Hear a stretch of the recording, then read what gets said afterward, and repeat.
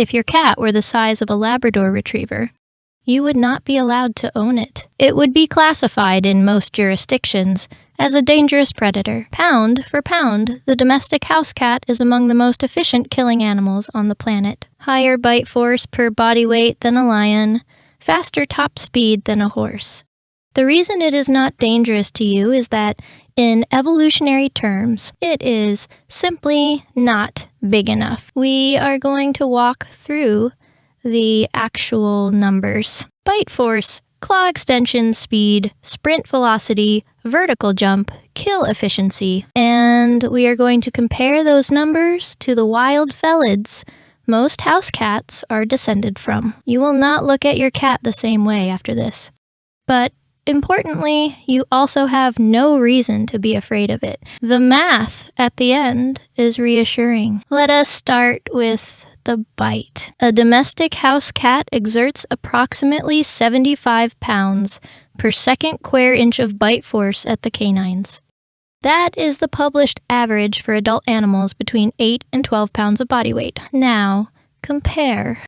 A human adult bites at about 160 psi at the molars, a pit bull at around 250, a lion at 650. So on raw force, the house cat is unremarkable. But pound for pound, it tells a different story. Bite force quotient, the standard normalization used by zoologists, compares bite force to body mass. On bite force quotient, the domestic cat scores higher than the bull mastiff, higher than the spotted hyena, and roughly equivalent to a jaguar in proportional terms. The reason a house cat does not break a human finger when it bites is not that it cannot. It can.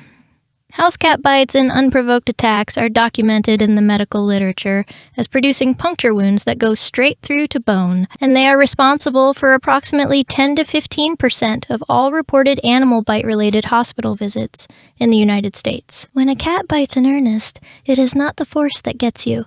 It is the bacterial load and the depth of the puncture, which delivers infection directly to deep tissue. The house cat's canines are not designed for crushing. They are designed for a specific act called the nape bite. The cat targets the back of the neck on its prey, positions the canines between two cervical vertebrae, and applies pressure. If the placement is correct, the canine slides into the gap between the bones, severs the spinal cord, and produces a kill that is effectively instantaneous. The cat is doing this with a level of precision that researchers have measured in slow-motion video. In a Hopkins University analysis of high-speed footage of cats catching mice, the placement of the kill bite was correct on the first attempt, approximately 95% of the time. The cat is not biting at the head and hoping. It is targeting a specific anatomical gap. The whiskers, which run along the sides of the muzzle, are part of how it does this. The whisker bases contain mechanoreceptors that map the texture of the prey's neck. The cat is essentially feeling for the gap between the vertebrae with its face. This is also why declawing is so behaviorally damaging. The forelimbs and claws are part of the same predator system that allows the cat to immobilize prey before the kill bite. Without claws, the cat cannot hold the prey still long enough to make the precise nape bite. Declawed cats often become bite-prone toward humans because they no longer trust their grip in confrontations. The kill bite is the only tool they have left. The claws of a domestic cat retract because the muscles holding them in place are designed to extend them only on demand. This is the inverse of dog claws, which are always out. The cat's claw is, structurally, a curved scalpel. Each claw is keratin, sharp on the inner curve, and grown in layers from a nail bed that constantly produces new tissue. When the cat shreds your couch, it is not damaging the claw. It is sloughing off the worn outer sheath to reveal a fresh, sharp layer underneath. On a kill, the cat extends all 18 claws simultaneously. 10 on the front paws, 8 on the back. The front claws engage prey from above and the sides. The back claws, the so-called bunny kick, rake along the prey's belly. In a real attack on a small mammal, the bunny kick is the most damaging single motion the cat makes. Watch any house cat playing with a stuffed toy or pillow.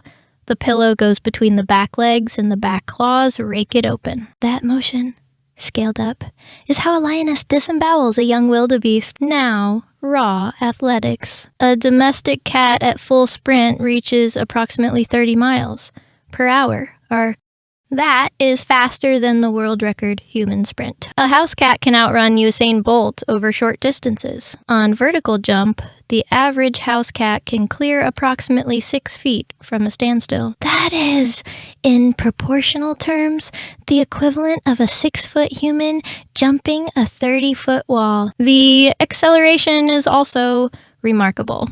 From standing to top speed in under 2 seconds. The hind limbs of a cat function as biological catapults. The femur and tibia rotate in a configuration that stores elastic energy in the tendons and releases it in a single explosive movement. The cat's spine flexes through nearly 70 degrees during the launch, which is why a cat can compress itself into a ball and explode upward in the same motion. No other land mammal of similar size matches that spinal range. Top sprint can only be sustained for about 30 seconds, which is why cats are ambush predators and not pursuit predators.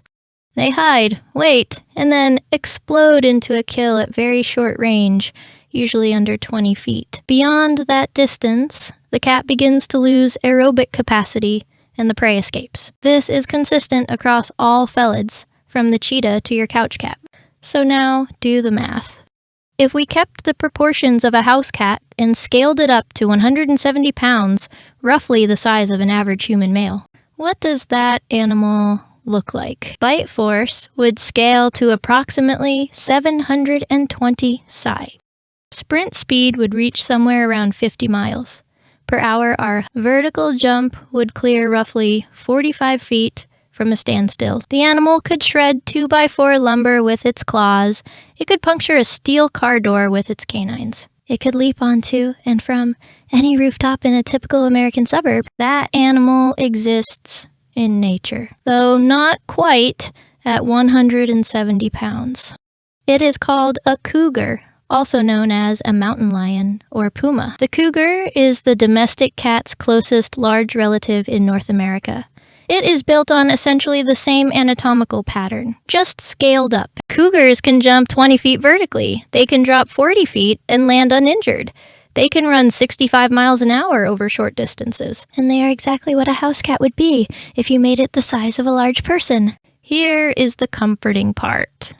None of this means your cat is dangerous to you. An 8-pound predator simply cannot generate enough mass acceleration force to be a threat to a 150-pound human. Even at maximum effort, the worst your house cat can do is a deep puncture, a serious scratch, and a likely course of antibiotics. Cats know this.